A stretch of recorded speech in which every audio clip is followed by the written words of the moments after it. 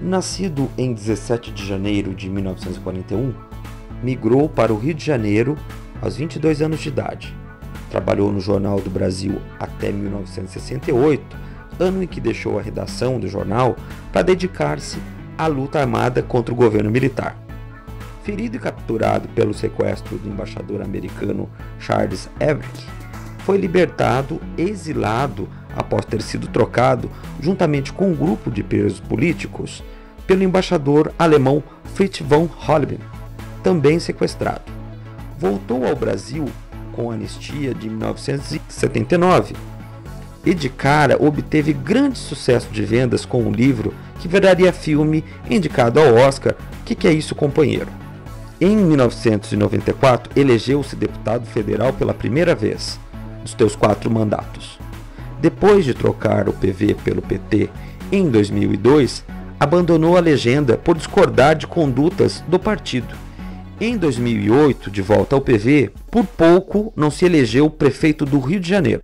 Em 2010, foi para o segundo turno da eleição para governador do Rio de Janeiro e foi derrotado por Sérgio Cabral. Em 2011, retomou as atividades jornalísticas em período integral, as que jamais abandonara. Colunista do Globo, Estadão e CBN, também comanda um programa de reportagens na Globo News. Fernando Gabeira é o nosso convidado para este Papo de Vidreiro. Assistam até o fim.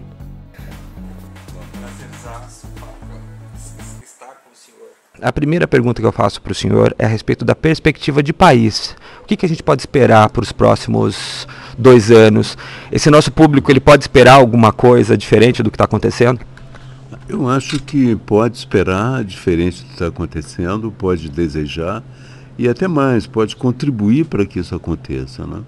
Nós vivemos uma crise muito profunda, mas que revela a falência de um sistema político partidário, revela a falência de uma forma de relacionamento entre grandes empresas e o governo, e essa falência vai dar lugar a mudanças, a alterações.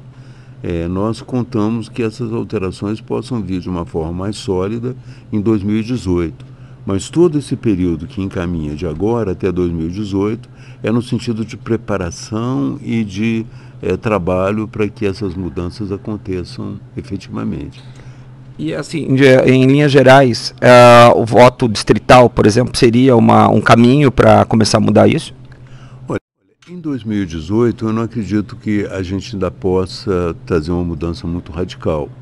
Em 2018 eu conto com algumas mudanças que são mais leves, né? Uma delas, por exemplo, é o fim das coligações partidárias. A outra é o fim dos pequenos partidos, a redução dos partidos através do que nós chamamos de uma cláusula de barreira. Depois, em 2018, o governo legítimo, o Congresso legítimo, eleitos por uma nova situação, eles terão condições de pensar. A primeira coisa que vai se pensar é se o presidencialismo é realmente a melhor forma de governo para um país que vive constantemente em crise, né? O parlamentarismo oferece, pelo menos, uma solução de câmbio permanente em que você possa superar as crises sem que haja nenhum transtorno para a economia. A outra questão é exatamente a distância entre o político e o eleitor. O voto distrital, ele ajuda nesse campo, ele te traz a possibilidade de você conviver com o político, de ver o seu cotidiano, de cobrá-lo diariamente. Mas como muitas vezes o voto distrital pode representar uma redução do universo político dos representantes, ele pode ter uma visão muito local, muito paroquial, era necessário combinar, como fazem os alemães, o voto distrital com o voto geral. Entende? Você votar num candidato que seja o seu candidato distrital e votar num outro candidato que seja o seu representante para questões nacionais. Agora, vamos partir para outra questão mais paralela. O senhor acha que nos últimos 10 anos nós tivemos algum avanço com relação a políticas para desenvolvimento de pequenos empresários no país? Eu sei que é um pouco ampla, mas... Não, eu acho que criou-se um consenso, que nunca às vezes não é levado adiante, criou-se um consenso, primeiro, de que o microempresário ele precisava de uma ajuda. Criou-se também um consenso de que é através das pequenas empresas que muitas vezes se dá mais trabalho. Entende? Então, quase todos os políticos nas últimas eleições brasileiras têm falado em apoiar o pequeno e o microempresário. E têm feito projetos voltados para essa atividade.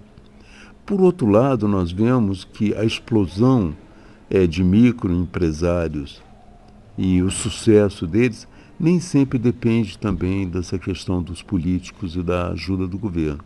Eles acontecem mais onde eles estão mais distantes, às vezes até do governo, e eles acontecem mais na rede, acontecem mais digamos assim, na interpretação do mundo que está mudando e das necessidades que surgem nesse mundo, entende? Então, o microempresário, o pequeno empresário, ele não é só o micro e o pequeno empresário, ele é aquele que descobre o nicho produtivo e o nicho de consumo que vai mantê-lo e vai fazê-lo crescer, entende? E às vezes até descobre um novo nicho para o mercado inteiro, para o país inteiro. Para o país inteiro, ele abre um caminho. Pode ser até que depois dele venham outros atrás. Pode ser até que depois dele venham os grandes e sufoquem o trabalho dele. Mas, de qualquer maneira, ele deu o pontapé inicial e está caminhando para isso.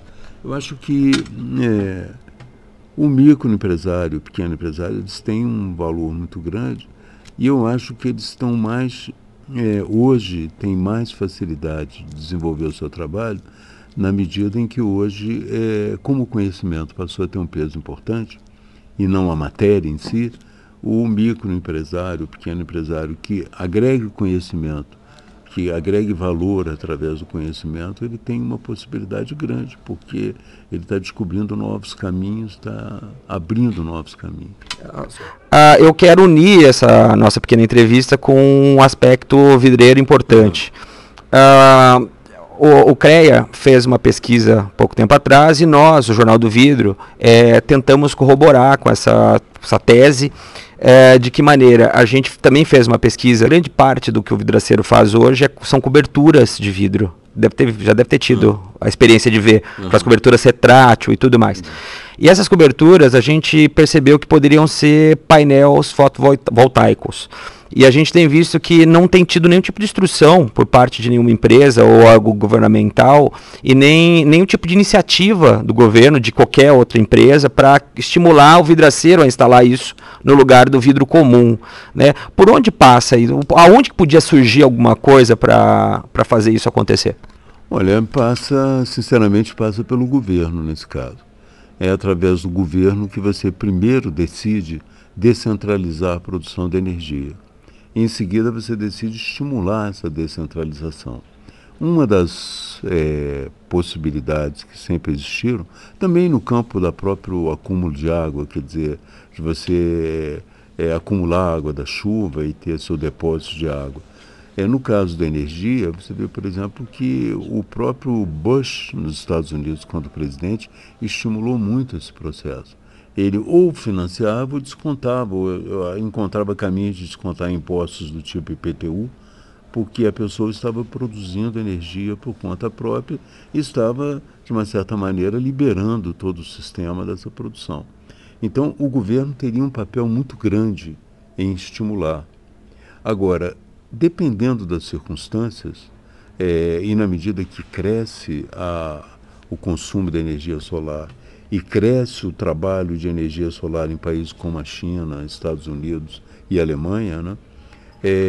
Muito possivelmente a tecnologia vai fazer com que seja interessante para o dono do apartamento ou do lugar ele utilizar, mesmo sem a ajuda do governo, será mais econômico ele produzir a sua própria energia solar do que pagar a energia que ele paga normalmente. Então compensaria o governo estimular os vidraceiros a começar a colocar no lugar de vidro comum nos tetos, né, lá na cobertura, colocar alguma coisa fotovoltaica. Sem dúvida que compensaria o governo, mas caso o governo seja obtuso a ponto de não perceber isso, o próprio avanço da economia vai mostrar que vai ser interessante você ter a sua própria produção energética. Agradeço demais, muito obrigado, viu?